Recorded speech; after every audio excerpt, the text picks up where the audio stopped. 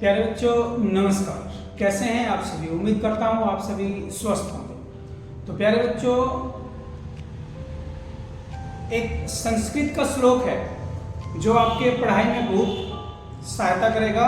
वो है काक चेष्टा बको ध्यानम स्वान इंद्रा तथैव च अल्पाहारी गृह त्यागी विद्यार्थी इति पंच लक्षणम। कहने का भाव यह है कि काक चेष्टा बको ध्यानम, विद्यार्थी को कौवे के समान चेष्टशील होना चाहिए।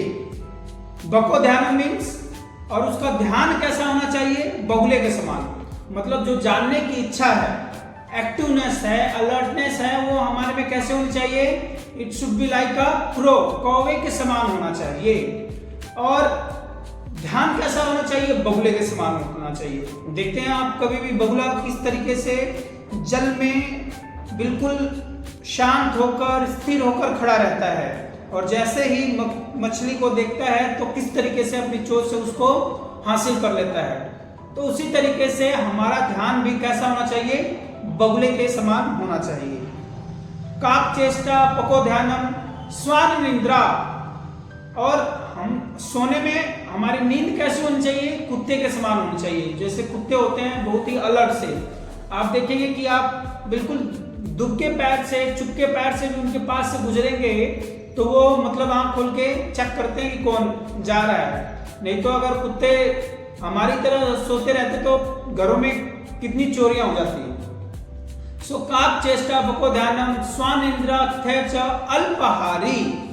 अल्पाहारी का मतलब क्या होता है कि जो विद्यार्थी होता है, विद्यार्थी जीवन में हमें जो भोजन होना चाहिए, भोजन जो करना चाहिए, ग्रहण करना चाहिए, वो कम, मतलब भूख से एक रोटी कम ही ग्रहण करके हमें पढ़ना चाहिए। देखिए, यदि आप भोजन ज्यादा ग्रहण कर लिया तो क्या होगा? नींद आएगी, आलस आएगा, तो आप अपनी पढ़ाई लगातार जारी नहीं रख सकते। तो इसीलिए कहा गया है अल्पाहारी होना चाहिए। ये नहीं है कि कुछ भी आप खा ले, कुछ भी यदा कदा मुंह चलाते रहें, तो इससे हमारी पढ़ाई में क्या होगा? बाधा आएगी। तो भोजन कम ही करना चाहिए और सात्विक भोजन करना चाहिए। ऐसा नहीं है कि मसालेदार चटपटा चाउमीन बर्गर जो आया वही रगड़ दिया और सोच रहे हो कि हम पढ़ने बैठे, तो इससे पढ़ाई नहीं होगी। अल्पाहारी गृह त्यागी। गृह त्यागी का मतलब क्या होता है?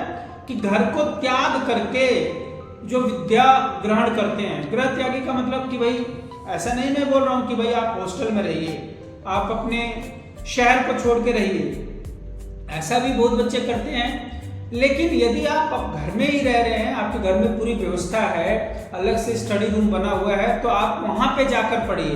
और बार बार गेट पे नॉक होते ये नहीं कि जाके जरा मैं चेक करूं कौन आया हुआ है। That is not your responsibility, ये आपका काम नहीं है। आपके मम्मी पापा हैं, चाहे दूसरे भाई बहन हैं, वो देख रहे होंगे।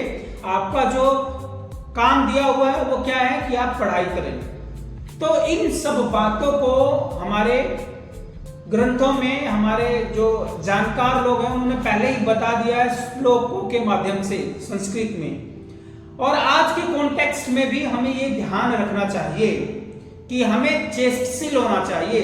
कौवे के समान चेष्टशील का मतलब कि हमारी जो अर्ज है, हमारी जो जानने की इच्छा है, वो हमेशा बनी रहनी चाहिए। हमेशा प्रश्न पूछना चाहिए कि यदि हमारे टीचर भी पढ़ा रहे हैं तो कुछ पढ़ा रहे हैं तो we should be curious enough कि हम उनसे पूछें कि सर ये कैसे हुआ, मैम ये कैसे हुआ। तो जानने की हमेशा इच्छा बनी रहनी चाहिए। और बातचीत की जो शैली है वो भी हमें इंप्रूव करना चाहिए। बातचीत करने का तरीका भी हमें समझना पड़ेगा, हमें जानना पड़ेगा। ऐसा नहीं है कि हम कुछ भी बोल देंगे तो काम चल जाएगा, नहीं। आज के समय में हमें we have to work on our communication skills, है ना। मृदुभाषी होना चाहिए, प्यार से बोलना आना चाहिए। कहाँ कितना बोलना है, कब बोलना है, ये जानना भी बहुत जरूरी है। हम केवल बोलते रहते हैं, ये तो बहुत ही खराब आदत है। हमें बोलने के साथ साथ we must be a patient listener, सुनने की शक्ति भी होनी चाहिए। हमें दूसरों की बातों को भी सुनना चाहिए कायदे से। तो काक चेष्टा बको ध्यानम। और ध्यान कैसा होना चाहिए? बगुले के समान होना चाहिए। मैं आपको बता दिया पहले ही। बगुले के समान ध्यान का मतलब क्या है? यदि मैं पढ़ रहा हूं तो यदि मैंने डिसाइड किया है that I will study for 1 hour, तो 1 घंटा मैं पढ़ता ही रहूंगा। 1 घंटा मुझे पूरे ध्यान से पढ़ना है, पूरा फोकस मेरा वहां होना चाहिए।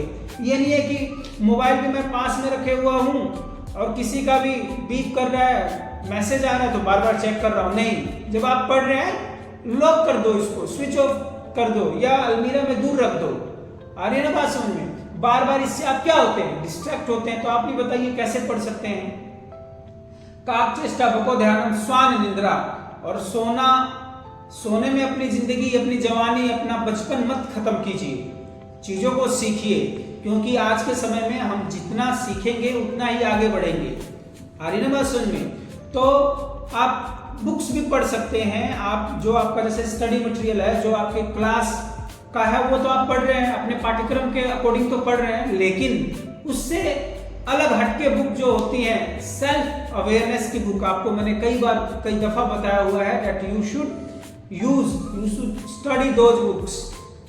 जैसे कि अभी भी टेबल पे रखा हुआ है how to stop worrying and start living, Dale Carnegie ने जो बुक लिखी है। आप समझ रहे हैं? तो मेरे कहने का मतलब क्या है कि आपके पास एक सेल्फ हेल्प वाली जो बुक होती है, मोटिवेशनल की जो बुक होती है, वो पढ़ें। आजकल का ट्रेंड क्या चला हुआ है कि भाई सुनना है, स्पॉटिफाई बोलते हैं और कुकू एफएम बोलते हैं ना, कि भाई इससे आप सुनिए, बुक्स को सुनिए। सुनने से कुछ नहीं होता। जब तक हम चीजों को पढ़ते नहीं हैं तो वो लॉन्ग समय तक सस्टेन नहीं करते हो हमारे दिमाग में। तो हमें पढ़ेंगे, इससे पढ़ने से क्या फायदा होगा? We can improve our communication skills, है ना। हम अपनी जो इंग्लिश की जानकारी है उसको बढ़ा सकते हैं। हिंदी में पढ़ रहे हैं तो भी बातचीत करने की शैली होगी, शब्दों का सही प्रयोग कैसे करते हैं वो हम सीख सकते हैं। और लास्ट में आता है, लास्ट में क्या आता है? लास्ट में आता है कि गृह त्यागी। गृह त्यागी का मतलब इतना ही है कि जब आप पढ़ रहे हैं, आप अपने घर में रह के पढ़िए, बिल्कुल मतलब जो कनेक्टिविटी है कि भाई घर में कुछ आ गया, अब आप पढ़ने बैठे हैं और मालूम पड़ा कि पापा अभी आ गए हैं मार्केट से और कुछ लेके आए हैं, तो चलो जाके झोला छानबीन कर लें, बैग को छानबीन कर लें, क्या लाए हैं खाने के लिए? अरे भाई बाद में खा लीजिएगा। जब आप पढ़ने बैठे हैं तो 2 घंटे 3 घंटे केवल और केवल क्या कीजिए? पढ़ाई कीजिए। तो प्यारे बच्चों, जो श्लोक होते हैं वो उतने ही उस समय भी सार्थक थे, आज भी सार्थक हैं। केवल समझने का भाव, किसी के समझाने का भाव स्पष्ट होना चाहिए। और हम अपनी जिंदगी में यदि इसको उतारेंगे, यदि इन 5 लक्षणों को फॉलो करेंगे, अपने जीवन में मतलब अपनाएंगे, तो यकीन मानिए एक हम सफल विद्यार्थी और सफल इंसान जरूर बनेंगे। धन्यवाद।